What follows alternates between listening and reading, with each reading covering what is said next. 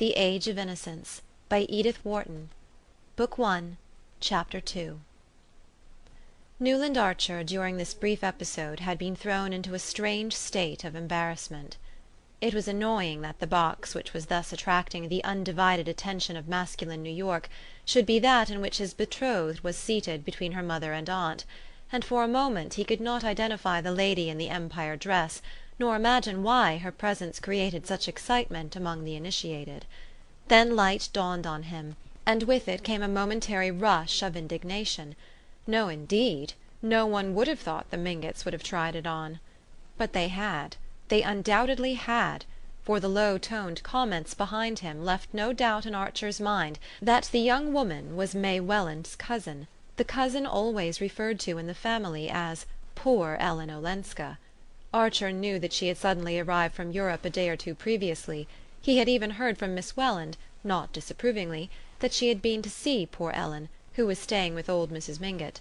Archer entirely approved of family solidarity, and one of the qualities he most admired in the Mingotts was their resolute championship of the few black sheep that their blameless stock had produced.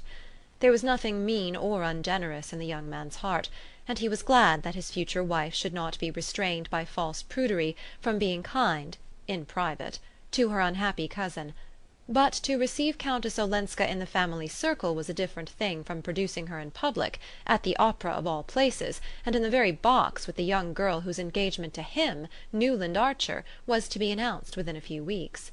No, he felt as old Sillerton Jackson felt. He did not think the Mingotts would have tried it on.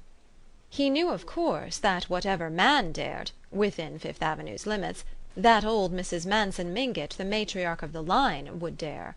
He had always admired the high and mighty old lady, who, in spite of having been only Catherine Spicer of Staten Island, with a father mysteriously discredited, and neither money nor position enough to make people forget it, had allied herself with the head of the wealthy Mingott line, married two of her daughters to "foreigners," an Italian marquis and an English banker, and put the crowning touch to her audacities by building a large house of pale cream-coloured stone, when brown sandstone seemed as much the only wear as a frock-coat in the afternoon, in an inaccessible wilderness near the Central Park.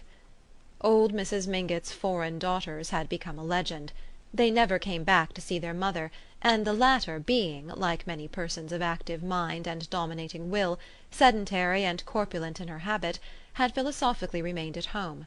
But the cream-coloured house, supposed to be modelled on the private hotels of the Parisian aristocracy, was there as a visible proof of her moral courage, and she throned in it, among pre-revolutionary furniture and souvenirs of the Tuileries of Louis Napoleon, where she had shone in her middle age, as placidly as if there were nothing peculiar in living above 34th Street or in having French windows that opened like doors instead of sashes that pulled up. Every one, including Mr. Sillerton Jackson, was agreed that old Catherine had never had beauty, a gift which, in the eyes of New York, justified every success, and excused a certain number of failings. Unkind people said that, like her imperial namesake, she had won her way to success by strength of will and hardness of heart, and a kind of haughty effrontery that was somehow justified by the extreme decency and dignity of her private life. Mr. Manson Mingott had died when she was only 28, and had "tied up" the money with an additional caution born of the general distrust of the Spicers; but his bold young widow went her way fearlessly, mingled freely in foreign society, married her daughters in heaven knew what corrupt and fashionable circles, hobnobbed with dukes and ambassadors, associated familiarly with papists, entertained opera-singers, and was the intimate friend of Madame Taglioni. And all the while, as Sillerton Jackson was the first to proclaim, there had never been a breath on her reputation, the only respect, he always added, in which she differed from the earlier Catherine.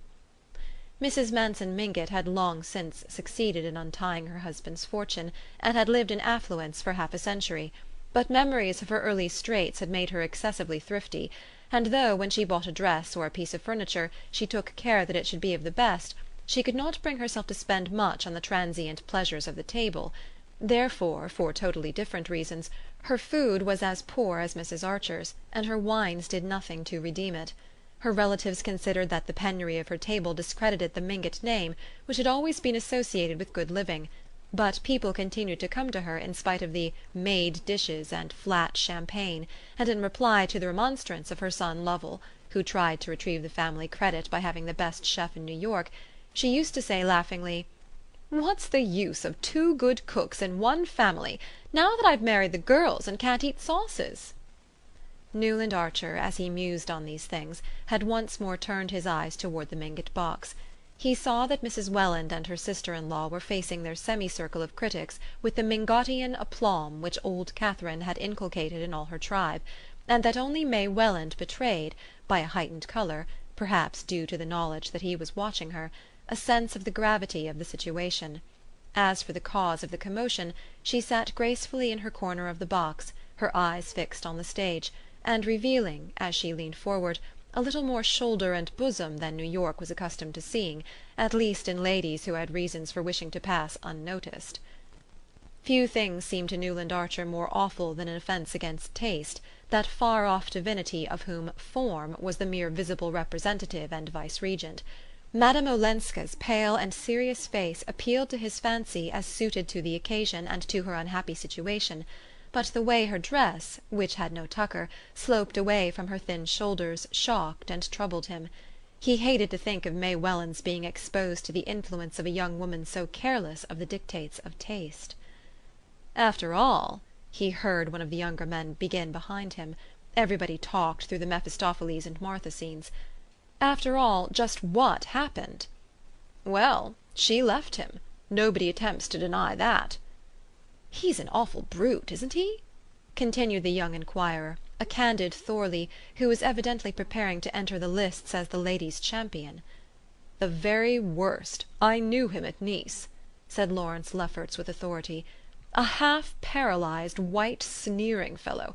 Rather handsome head, but eyes with a lot of lashes. Well, I'll tell you the sort. When he wasn't with women he was collecting china. Paying any price for both, I understand."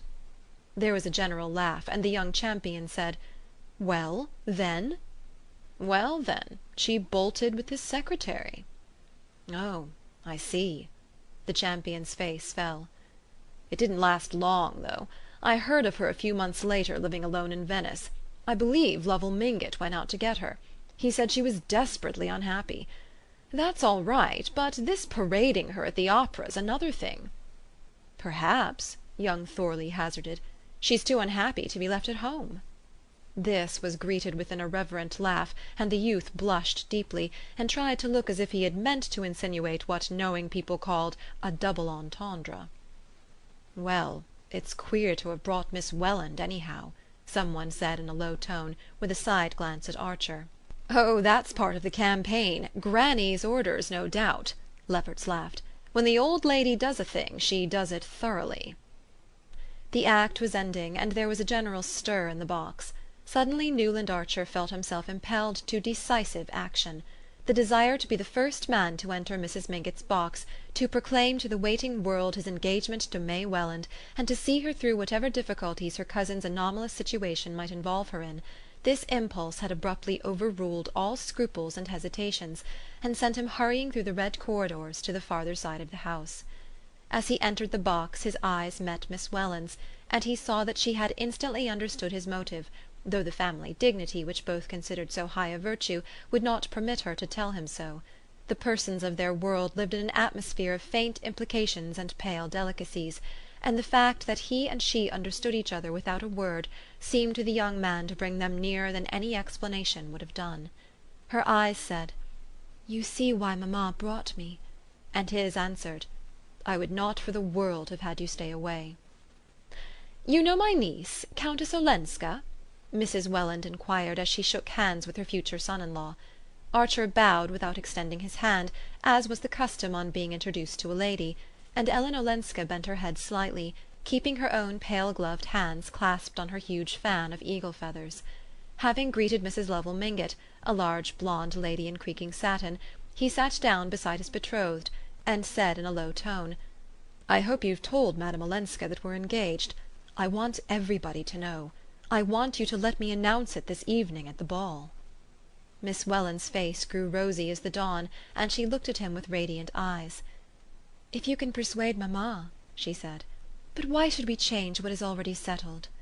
He made no answer but that which his eyes returned, and she added, still more confidently smiling, "Tell my cousin yourself. I give you leave. She says she used to play with you when you were children." She made way for him by pushing back her chair, and promptly, and a little ostentatiously, with the desire that the whole house should see what he was doing, Archer seated himself at the Countess Olenska's side. "We did used to play together, didn't we?" she asked, turning her grave eyes to his. "You were a horrid boy, and kissed me once behind a door. But it was your cousin, Van D. Newland, who never looked at me, that I was in love with." Her glance swept the horseshoe curve of boxes. "Ah, how this brings it all back to me! I see everybody here in knickerbockers and pantalettes," she said, with her trailing, slightly foreign accent, her eyes returning to his face. Agreeable as their expression was, the young man was shocked that they should reflect so unseemly a picture of the august tribunal before which, at that very moment, her case was being tried. Nothing could be in worse taste than misplaced flippancy, and he answered somewhat stiffly, "Yes, you have been away a very long time." "Oh, centuries and centuries. So long," she said, "that I'm sure I'm dead and buried, and this dear old place is heaven." Which, for reasons he could not define, struck Newland Archer as an even more disrespectful way of describing New York society. End of Chapter 2.